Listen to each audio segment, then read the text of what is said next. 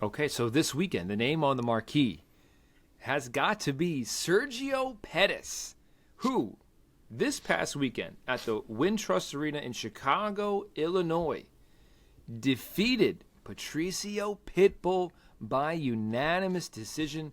The scorecards read 49-46 and 50-45 two times as well.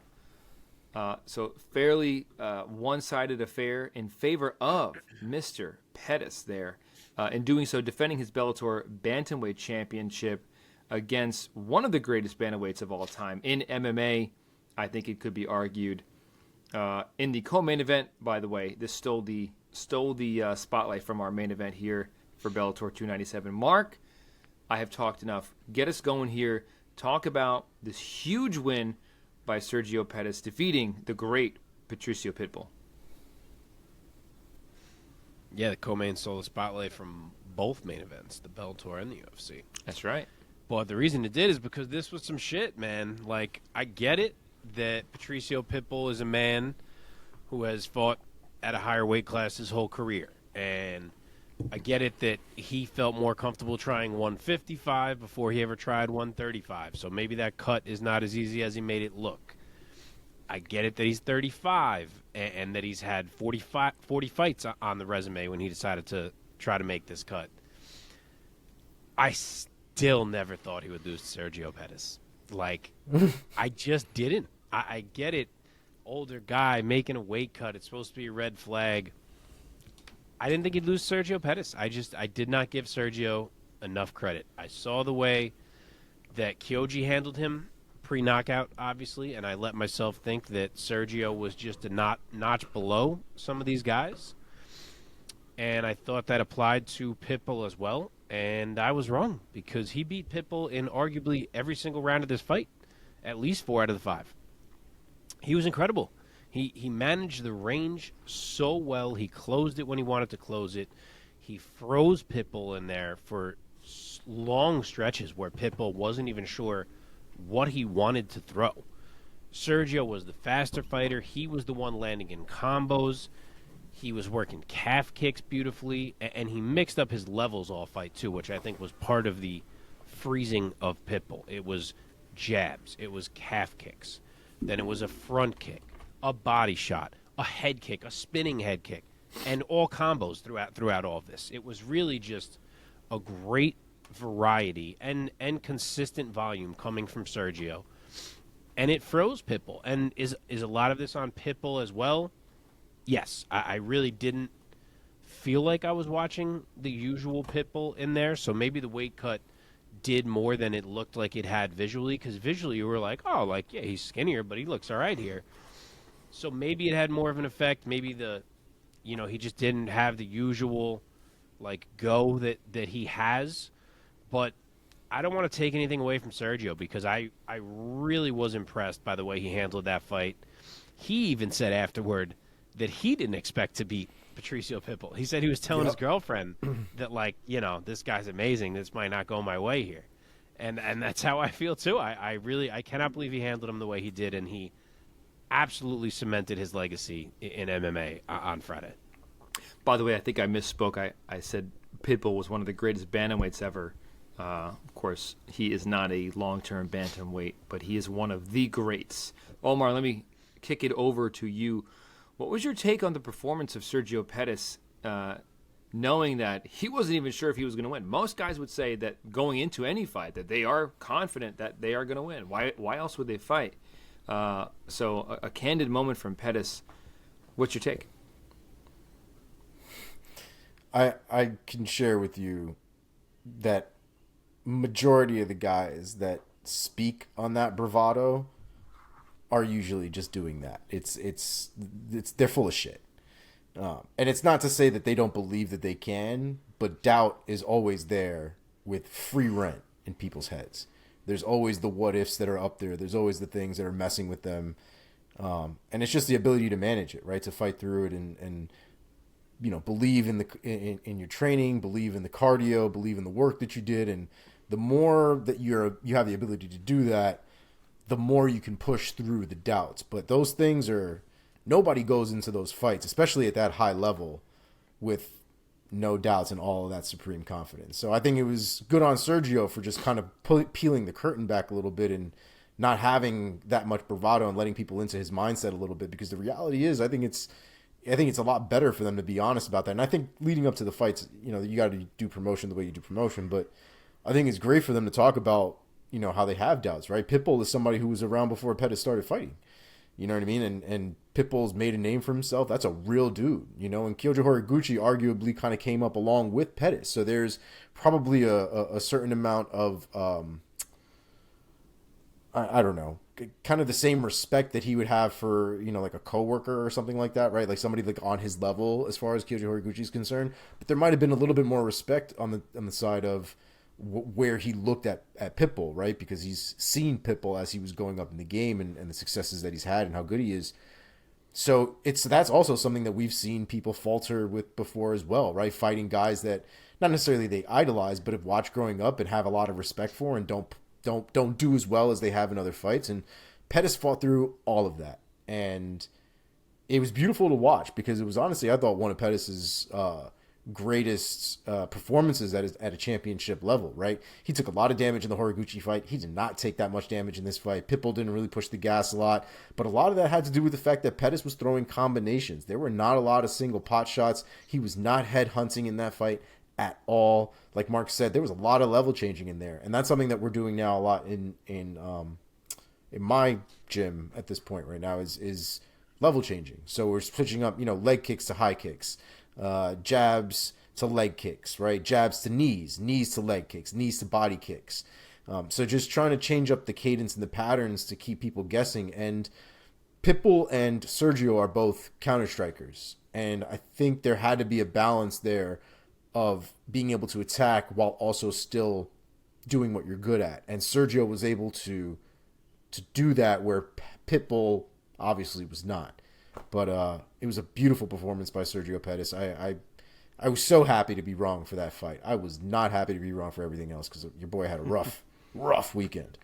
But it's so difficult to know how to pick these fights when you don't really see these types of performances until you do, right? Like I wouldn't, like Mark said, like I wouldn't have picked Sergio Pettis, not because I don't think Sergio Pettis is good, but just because I thought Pitbull was just a step above. But after watching a fight like this, not only did Sergio Pettis look like he belonged in there 100%, but he looked better than Pitbull in that fight. I thought it was great. Yeah. Gotta think that, given the fact that Pettis was so candid, I love that that note you said, Mark. That little anecdote that he was talking to his girlfriend was like, I might not win. This guy's fucking great. But yeah, given how he performed, gotta think that he's going to go into whatever is his next fight with the biggest confidence in the world. Of maybe he's going to have realized of what level he actually is at before he even knew it. What do you think is next for him, Mark? So we know, and it's arguably just as big as this was. He's now got to unify the titles against the winner of the Grand Prix. It's going to be him and Patchy Mix to determine the true Bellator Bantamweight champion. So, I had gotten myself very excited for the idea of Pitbull against Patchy Mix. So it's time to shift my excitement here. But I will, because Sergio just showed that he can't be taken lightly. And it's a great fight. That's going to be a great fight. I can't wait for that fight. Yeah. What about and I think if it was against Pitbull, I probably would have said that I would pick Patchy over Pitbull, but now I don't even really know. I was ready to go Patchy over Pitbull as well, which makes you think I should be like, I'm also ready to go Patchy over Sergio. Patchy, right. But the way he just surprised me so much now has me like, well, fuck. Like, I don't know. I know. That is exactly where I'm at right now. Yeah, it's a good wild. one. It's a good one. And Patchy's so much bigger. I don't know if you saw when he came into the cage. Oh, and yeah. did their little stare down. I mean, No. Patchy's so much bigger, but, he is. Yeah. What about Pitbull? Do you think he sticks around for another fight or something else at 35, or is he just going to tuck his tail between his legs and go back up to 45 or 55? I mean, he's still the featherweight champ, so, how long can you make that division wait?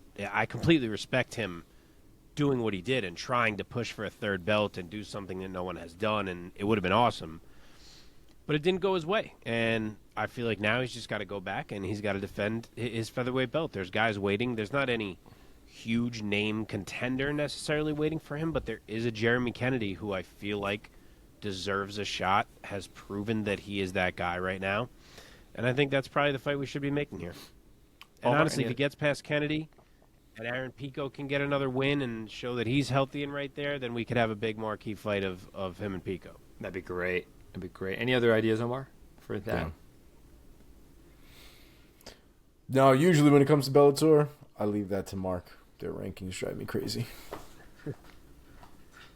Okay, let's move on then. In the interest of time, congrats once again to Sergio Pettis, defending his Bellator Bantamweight Championship. Let's now go to the main event of Bellator 297. Vadim Nemkov defeated Yoel Romero by unanimous decision, retaining his Bellator Light Heavyweight World Championship. The scorecards read 49-46, 49-46, and 49-46.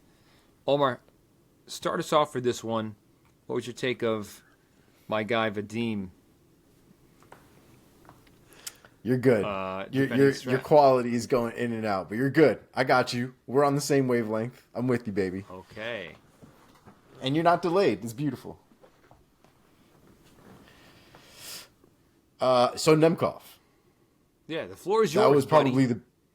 that was probably the best Nemkov I've ever seen, and by far the worst Yoel Romero I've ever seen. And we've seen Yoel kind of like. We've seen Yoel be slow. We've seen Yoel be tentative. We've seen Yoel be very defensive. We've seen a lot of different shades of Yoel. But we've never, I feel like, seen Yoel like really kind of get his ass beat. You know what I mean? Where punches are landing clean. He's off balance. He's visibly messed up in his face. Like, Nemkov put it on him, and he put it on him for the entire fight from beginning to end. The speed was, I think, obviously a big problem for Romero, but his fight IQ in there as well, right? Him waiting and waiting and waiting, and obviously the waiting game isn't working, but he continues to do it anyway, right? He had a handful of blitzes throughout that fight, a couple that did catch Nemkov, but there was just no accumulated damage throughout that fight from Romero for any of those blitzes to really make a difference. And Yoel Romero, you know, short of him trying to like knee you into space, he doesn't necessarily have like the one hitter quitter in his hands, right? He just doesn't have that technique, especially not without telegraphing that he's like swinging from back here to try to hit you, right? So I thought Nemkov did a really good job. He used his jab beautifully. The 1-2s were absolutely textbook. I loved it. I love the performance. It was at a point though where I don't know if Yoel Romero, if that's what I don't want to see that if that's what we're going to be seeing from Yoel Romero. He can retire. Mark. Yeah, I mean, I pretty much agree with all that. Nemkov is fantastic. We all know this. He can do it all. But I thought he did well in this fight to come right at Yoel the way he did. Like, from jump, he was willing to walk him down. He wasn't afraid of the counters coming back from Yoel. He had Yoel backing up right away, and I feel like he really took control of that fight right from the gate. The size and the reach became factors for him, too, as the fight went on. And Yoel just was really having trouble getting off. Like Omar said, he even resorted to this weird fake hurt dance, which is so typical Yoel, which you love for a minute, but it also went on for way too long. And, you know, he's Yoel. Like, you know, it's a Yoel fight. He's always in it because he's Yoel fucking Romero, and he's, like, not a real person. And he wins round 5 and, like, looks great at the end of round 5. And it almost makes you wonder, like, what would happen if these two had a fight for unlimited rounds? Like, eventually, would Yoel somehow win this thing because he's just abnormal?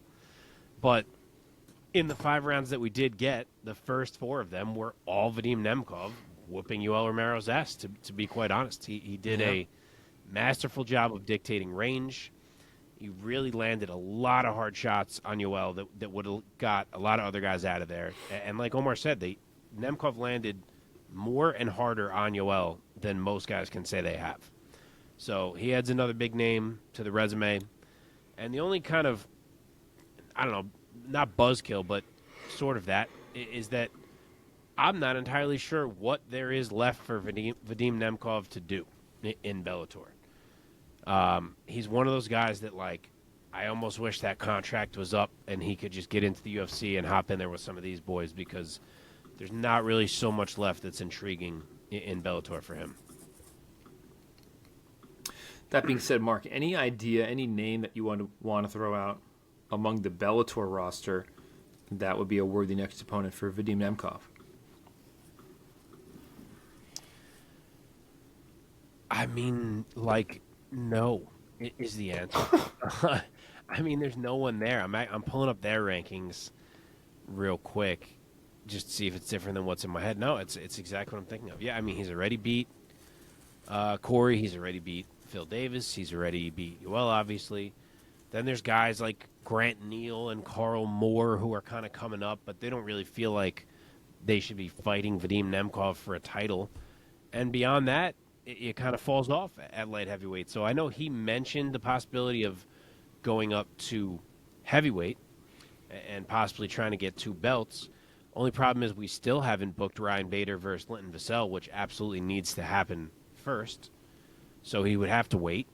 And then even if that does happen, it may end up just being a rematch with Ryan Bader, who he's already fought. And I guess, yeah, now it's at heavyweight. Could be different. So, like, sure, if he wants to do that, he can do that. But, like, if he wins that one too, like, he just needs to be like, sorry, Scott, I've done all I can. I need to get out of here. Yeah, man. Okay, good to move on. Let's move on to also in the light heavyweight division on the main card of Bellator 297. Corey Anderson defeated Phil Davis by split decision, earning 29-28 on 2 of the scorecards.